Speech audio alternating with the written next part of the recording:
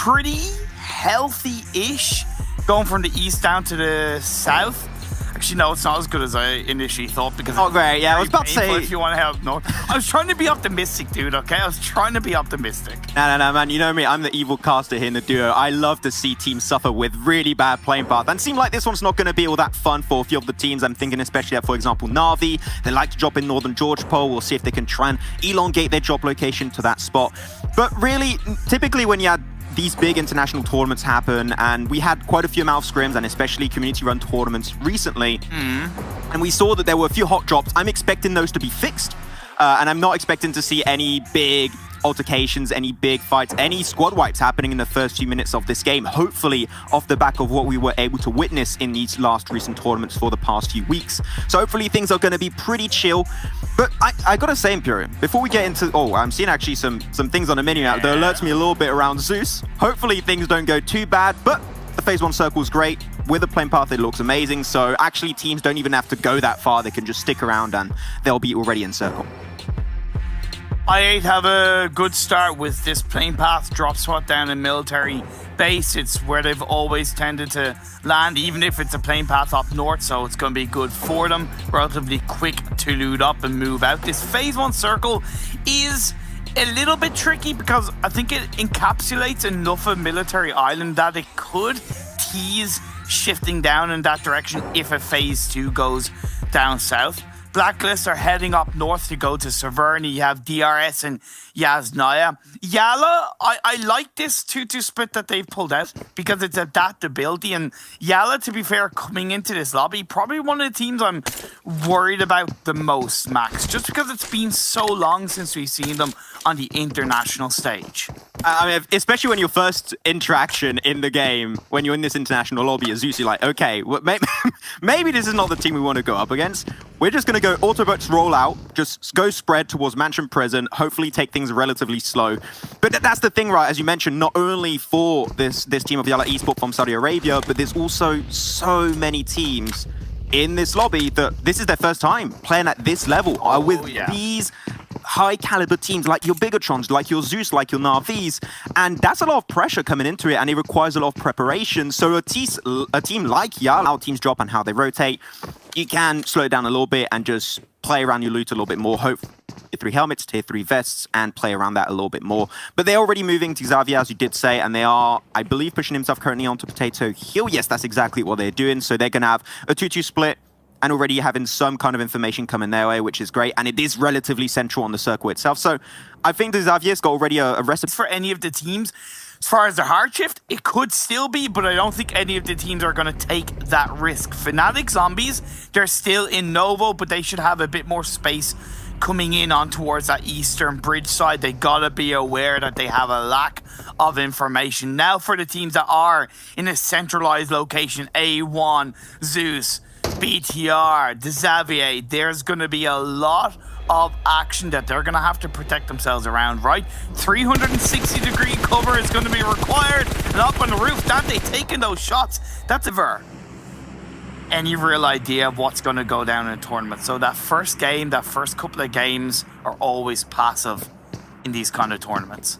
You just can't be like, oh, that happened in scrims is going to happen now. Well, that's not how it works, unfortunately. It does represent a good portion. I would say maybe 80% of what you see in scrims will be replicated in the actual tournaments. But be better than that unorthodox rotation, because if 2 or 3 teams go for that unorthodox rotation, it actually makes that direct rotation just a lot cleaner, a lot easier. So really well played by Miss, and they pulled it off at the right time. They are going to have BTR to the south of them, which is obviously going to be hard to deal with, while A1, once again, continuing to try to protect their position inside the circle. Unfortunately, it's gotten to the point in the game where they're more on the edge rather than centralization. But Valda see there's no value in this fight at all the time being, so we're going to try and move on forward, though. A1, there you go, that's the fight currently happening.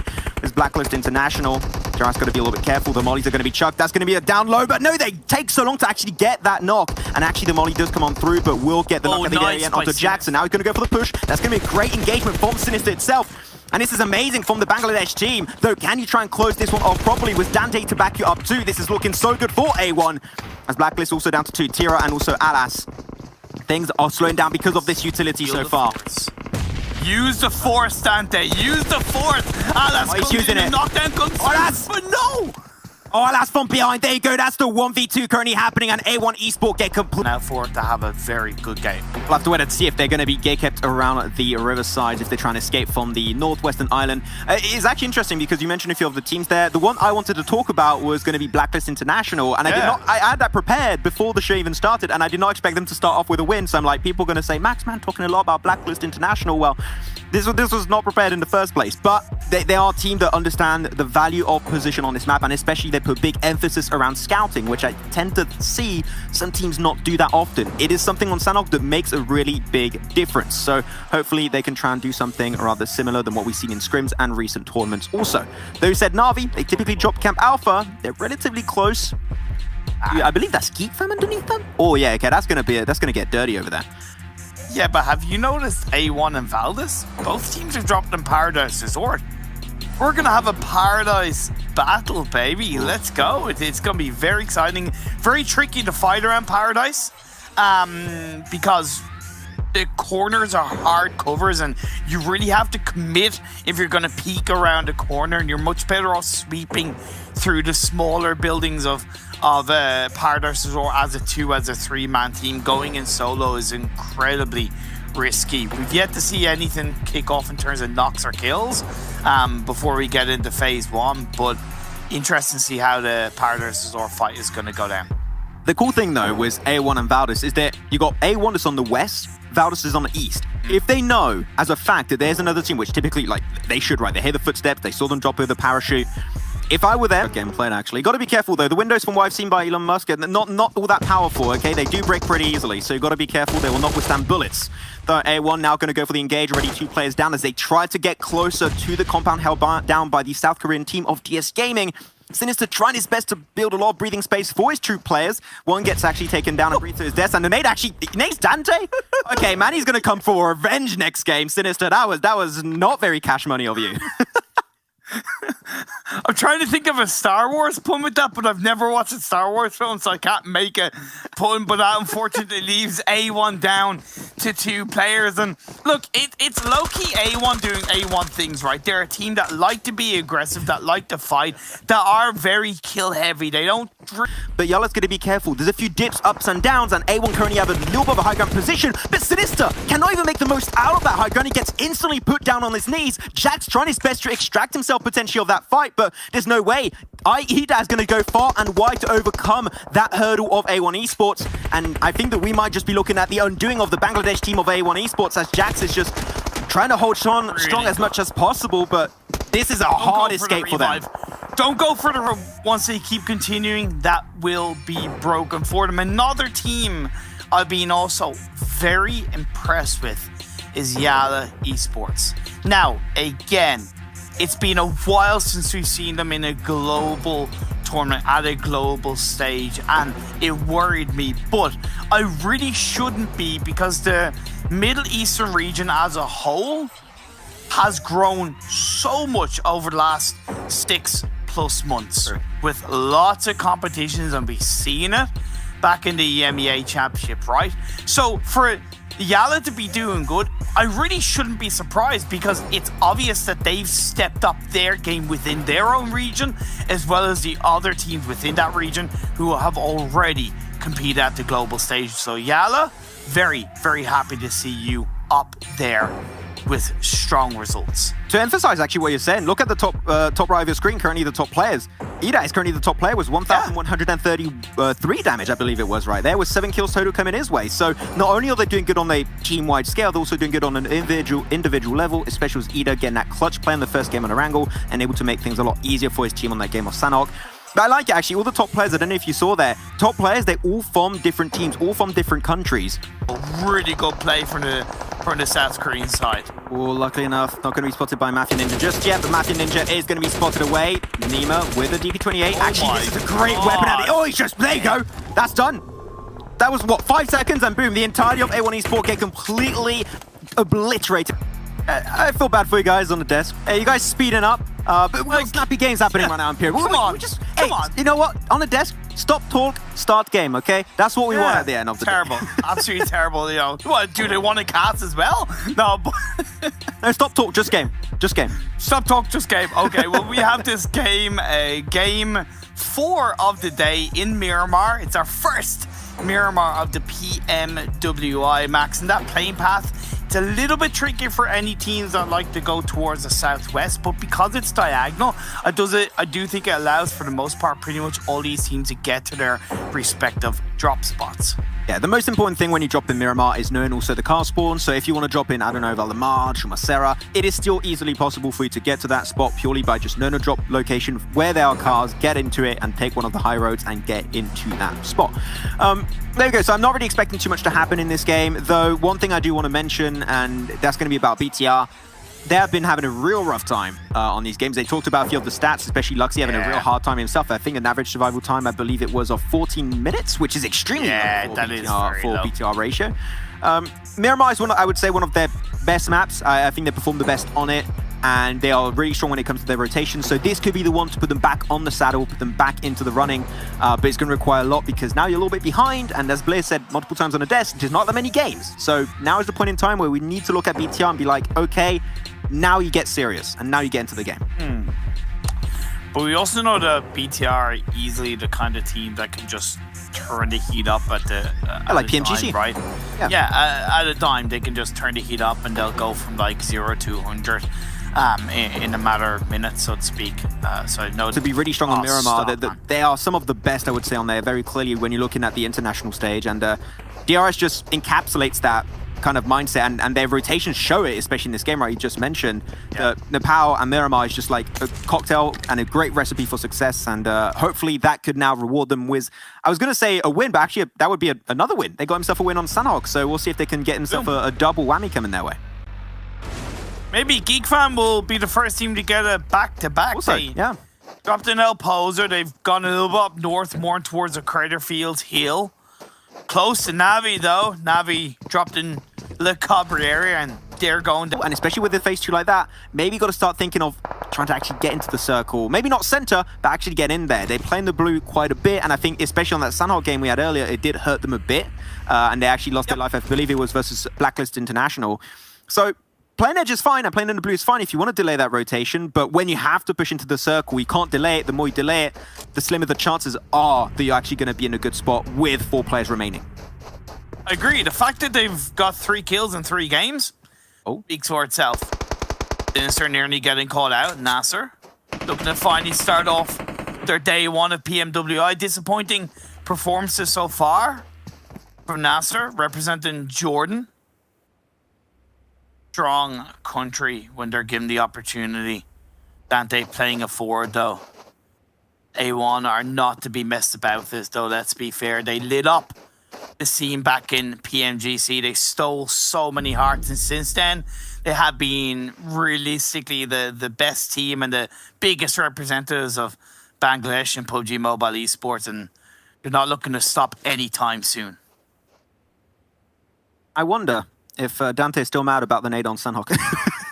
He's gonna get Sinister back at some point, I can tell you, man. He's gonna get him. But it's a little bit of back and forth, just mostly around information gathering. Sinister was able to heal up back to 75 to 80% HP, so he's gonna be ready to take this fight. And yeah, he's got to be careful. He's got that gun peeking over the hill, so that's something A1 could capitalize on. It's Dante trying to move on down. I think they understand that HMDA is just completely spread, and they are slowly going his way. They have no idea. Sinister instantly bites the bullet. Not going to be able to go for the flush just yet, though. He has to peek on over, and he will put himself at risk of 6ix9ine from the other side, actually taking himself down. And this is exactly as I said, you should not go for the flush, otherwise you're going to get instantly punished. And Jax and also 6ix9ine are going to go for the full-on push. And yeah, that is the flush to cost them too much. Yeah, but unfortunately, it's low-key gone against him now as Dante's being knocked down inside the blue. Hassan is going to be pushing forward.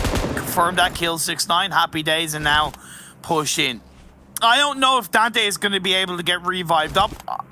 I would argue it's not even worth it because he's already in the blue. Phase 2 is closing in. You're not that far away from the edge of the circle. Cut your losses, A1, and continue on as a 3-man team. Don't stay there. Not bad for Dante, man. He's having a rough day. Well, I'll be able to make it back throughout the next 3 days. I am sure about it. Though, moving on forward.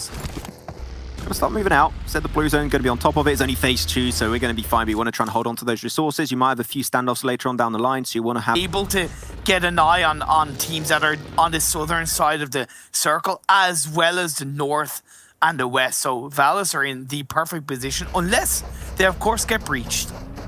We'll see as here we go. That's the fight happening. A1 gonna get marched upon, tipping on their toes. That's gonna be Fnatic Zombie. Salam had no idea what's about to hit him on the head, and he instantly gets bonked. Able to get an eye on teams that are on the southern side of the circle, as well as the north and the west. So Valus are in the perfect position, unless they of course get breached. We'll see as here we go. That's the fight happening. A1 gonna get marched upon, tipping on their toes. That's gonna be Fnatic Zombie. Salam had no idea what's about to hit him on the head, and he instantly gets bonked out of the lobby. Fnatic Zombies now leave the other teams around them, move their way forward. A1 Esports also getting picked away. There you go. This is the tipping point. This is the moment where I thought there's not enough space to fight from. But now the teams are slowly but surely getting decimated one by one. Fnatic Zombies, NASA, Reject, and A1 Esports will be the first 4 teams to be taken out.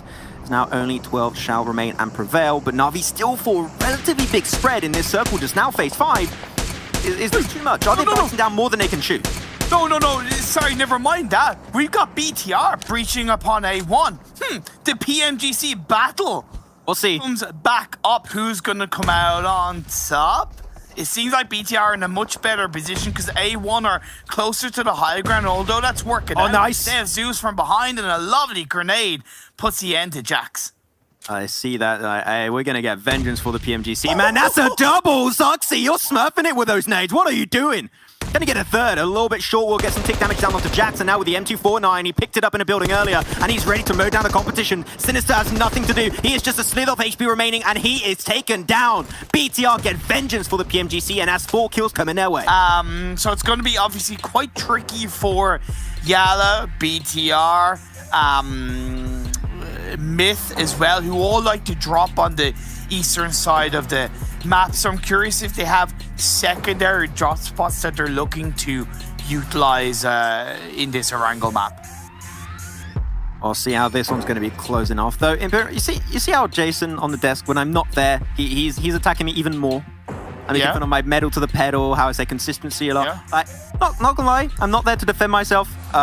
Jason, I'm... But here's the thing. Not nice. Here's the thing, Max. Would you realistically be able to defend yourself, though? That's a completely different matter. The thing is I'm not there. Probably not. Let's be clear. He's very tall, right? When we meet him in LAN, hopefully we'll have LANs at the end of the year. Yeah, I'm scared. And he stares at me when I'm eating a banana too, man. I don't know. The guy. Yeah, but that's for different reasons, mate. That's probably something off topic completely. Though what's going to be also off playing path is going to be the circle. It's completely off of that one. So not a lot of teams are going to be into that one. So early rotations are going to be been through. Na'Vi aren't confident about moving forward onto Nasser. The initial knock they got, they were so afraid to push that because of potential stab from Blacklist or from another team like Valdis. They are not moving. This is going to be the sacrificial lamb trying to create a little bit of an anchor point for the rest of his team to rotate from. But they got thick and thin to go through Imperium, and they need to really take good fight after good fight. Otherwise, there's no way they're going to make it happen. Sinister does make it to another little bit of a ridge line. Sanes is going to be really close for Geek Fam, so he could play spoilers for Sinister, but it seemed like that will not be the case. Yala also spawned out from another side. Sinister gets confirmed and stolen away by Geek Fam, actually. He's going to get that. And they go, man, 2 teams instantly got wiped.